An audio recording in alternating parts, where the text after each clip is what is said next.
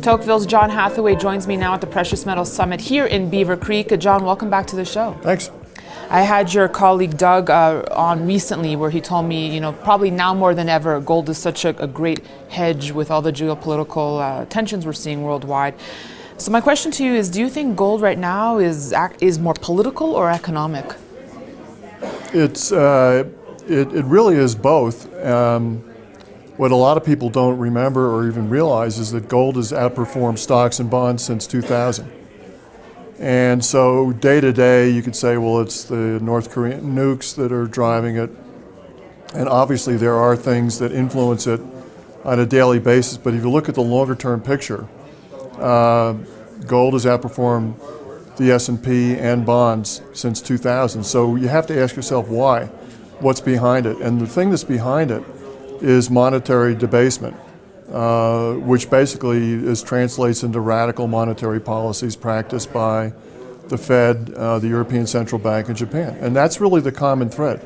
So whatever pops up on a day-to-day basis may or may not be contributing to the interest in gold.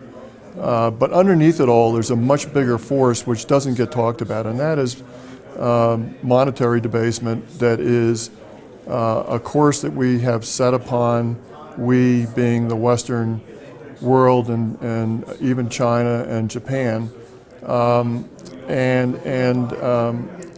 It's basically the value of money, what we think of as fiat money, has continued to decline. And that is really what I would keep the eye on. That's impacting gold the most? That's the most important thing by far. The other stuff is important, but it comes and goes. So you view gold as a currency? Well, it is a currency, sure. Well, I have people come on who think it's not. I have guests that come on who say it's a pet rock. I have others that say it's a safe haven. I know so him. Talk to him, and people have their views. But yeah, gold is a currency. You look at central bank accumulation. They've bought more gold in the last couple of years than they bought U.S. Treasuries. So they think it's money. They use it as a reserve, and it is a reserve asset. It isn't transactional. You're not going to go to 7-Eleven and buy a Slurpee with it, but right. You're going to use it. You can use it. You can activate it 24 hours a day, 7 days a week, with a very narrow bid ask, and you can't say that about many of the alternatives. John, last time you were on, you told me you felt almost like a lab project of the Federal Reserve, or lab rat, I should say. We obviously have a very important Fed meeting concluding tomorrow. What do you think is going to happen here in terms of the interest rate environment? Okay. Nothing. There's all this drama about shrinking the Fed balance sheet. At the end of the day, they aren't going to do anything. They may say one thing or another, but they've put themselves in a corner that they can't get out of. If they try, they're going to destabilize the equity market. And basically, the market is where it is because the Fed and other central banks have been printing money. If they stop doing that, there's going to be hell to pay, and a lot of China broken, and our president is going to be very unhappy. And I can see,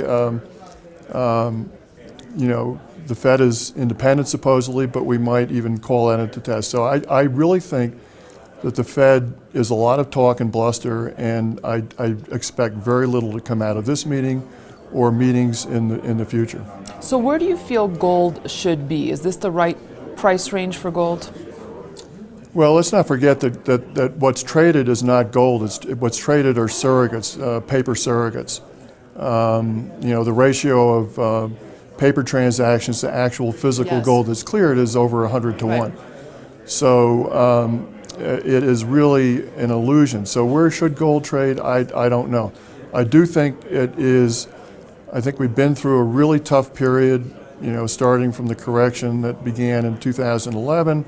It ended about 4 years later, and we've been grinding higher for the last 2 years. Gold actually has outperformed the S&P this year. I think a lot of people may know that, but it's important to make note of that. And so I feel like that the trend that was started back when radical monetary policy started back in 2000 is intact, And we've had our big correction. The base has been established for a move higher, and I think we're in a new bull cycle. All right, John Hathaway of Tocqueville, thank you so much for joining Thank you. us. Thanks for watching our coverage here from the Precious Metals Summit. We'll have much more for you, so be sure to stay tuned. Thanks for watching. Thanks, John. It was a pleasure.